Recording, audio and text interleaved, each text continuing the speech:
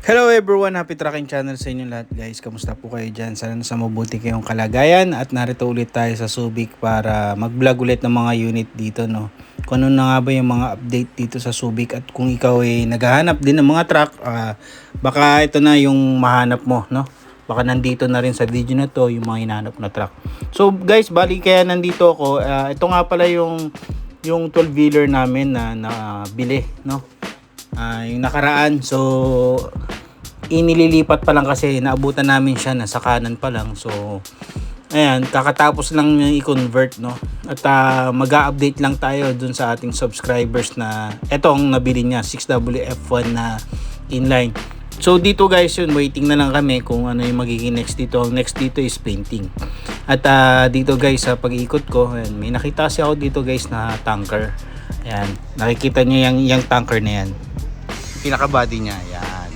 Ayan, meron din siya mga foam. Ayan, oh. So hindi lahat akala natin pag tanker no, sambo, may foam pala talaga siya. Ayaw kaya papalitan ng ano? Ayan siya, yan yung itsura ng ano niya, nung tanker. Ayan, oh. Ayan yung mga malalambot. Actually sinasabi na sa akin yung ganito.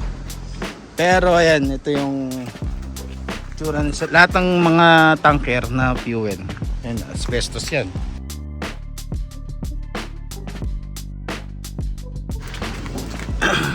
Ayan, oh. Lambot.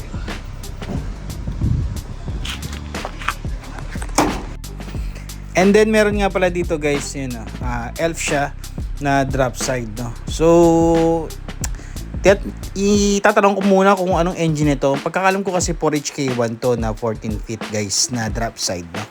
Pero ang napansin ko din, para din siyang 4JJ1 engine. Anyway guys, kung ano man yun, no, update ko kayo, ilalagay natin sa comment section kung anong exactly na engine.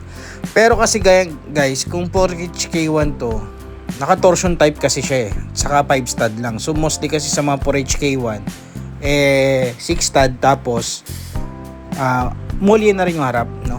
Pero ito kasi hindi, no. Wood type flooring. Oh, so compare natin. Pero yung likod niya guys is mullion naman siya. At yun na nga guys, maraming salamat sa ating panonood. So happy tracking channel everyone. Thank you. Bye-bye and God bless.